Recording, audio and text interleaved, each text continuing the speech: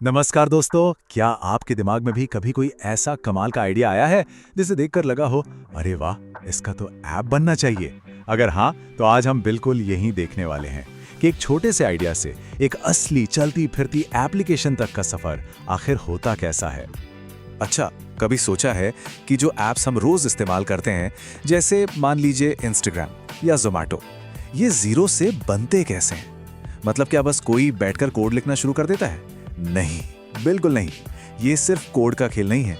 इसके पीछे एक पूरा का पूरा प्लान होता है, एक स्टेप बाय स्टेप प्रोसेस, बिल्कुल किसी बढ़िया सी डिश की रेसिपी की तरह। तो आज के सफर में हमारे 5 पड़ाव होंगे। सबसे पहले हम देखेंगे कि आइडिया से ऐप तक का सफर कैसा होता है। फिर हम बात करेंगे डेवलपमेंट के ब्लूप्रिंट की, जिसे ADLC कहते हैं।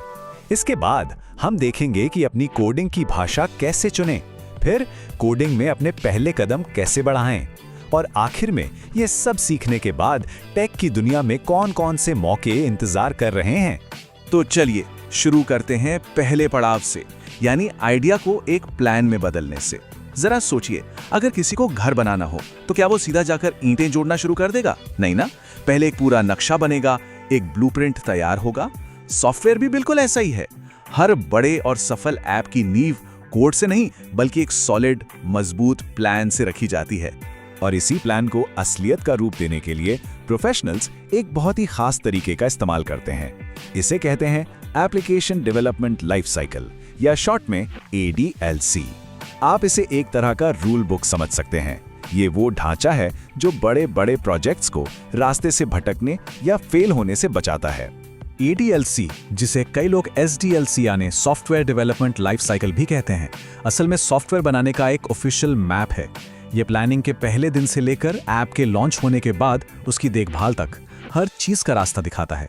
और इसका सबसे बड़ा फायदा यह है कि टीम में जितने भी लोग काम कर रहे हैं, सब एक ही दिशा में सोचते हैं और प्रोजेक्ट पटरी पर बना रहता है। तो इस प्रोसेस में मोटे मोटे 7 स्टेप्स होते हैं। सबसे पहले आती है प्लानिंग, मतलब लक्ष्य क्या है, बजट कितना है और कितना समय लगेगा। फिर आता है रिक्वायरमेंट एनालिसिस। यहाँ ये समझा जाता है कि जो इंसान ऐप इस्तेमाल करेगा उसे चाहिए क्या। इसके बाद नंबर आता है डिजाइन का, कि ऐप दिखेगा कैसा और उसे इस्तेमाल करने में मजा आएगा या नहीं, जिसे हम UI UX कहते हैं। फिर आता है असली एक्शन वाला पार्ट, डेवलपमेंट, जहाँ कोडर्स बैठकर कोड लिखते हैं। कोड लिखने के बाद होती है टेस्टिंग, ताकि सारी गलतियां, सारे बग्स पकड़ में आ जाएं और उन्हें ठीक किया जा सके।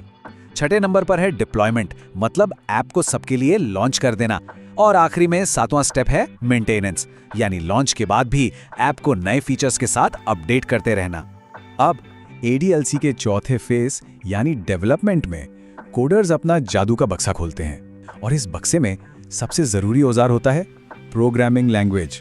दुनिया में सैकड़ों भाषाएं हैं, लेकिन चलिए आज हम 2 सबसे पॉपुलर भाषाओं पर नजर डालते हैं। सबसे पहले बात करते हैं पाइथन की। पाइथन को सीखना बहुत ही आसान है, क्योंकि इसकी भाषा काफी हद तक नॉर्मल इंग्लिश जैसी ही लगती है। यही वजह है कि जो लोग कोडिंग की दुनिया में नए नए आते हैं, उनकी ये पहली पसंद होती है। इंस्टाग्राम और स्पॉटिफाई जैसी बड़ी बड़ी कंपनियां भी इसे खूब इस्तेमाल करती हैं। और हाँ, आज के जमाने में AI और डेटा साइंस का जो बोलबाला है, उसके पीछे भी पाइथन का ही हाथ है। अब आते हैं जावा पर। जावा पाइथन के मुकाबले थोड़ा ज्यादा स्ट्रक्चर्ड और पावरफुल है। ये ऑब्जेक्ट ओरिएंटेड है, जिसका सीधा सा मतलब ये है कि इसमें कोड को असल दुनिया की चीजों की तरह ऑर्गेनाइज किया जाता है, जिससे बड़े और कॉम्प्लेक्स सॉफ्टवेयर को मैनेज करना बहुत आसान हो जाता है। और इसकी सबसे बड़ी ताकत है इसका नारा, एक बार लिखो और कहीं भी चलाओ। मतलब एक बार कोड लिख दिया तो वो चाहे विंडोज हो, मैक हो या लिनक्स, हर जगह बिना किसी बदलाव के चल जाए। तो अगर दोनों की सीधी सीधी तुलना करें तो पाइथन आसान है, जल्दी सीखने वाली भाषा है, और AI और डेटा साइंस जैसी नई फील्ड्स के लिए एकदम परफेक्ट है। वहीं दूसरी तरफ जावा ज्यादा मजबूत, सिक्योर और बड़े लेवल के प्रोजेक्ट्स के लिए, जैसे कि एंड्रॉयड ऐप्स या बड़ी बड़ी कंपनियों के सॉफ्टवेयर्स के लिए एक भरोसेमंद साथी है।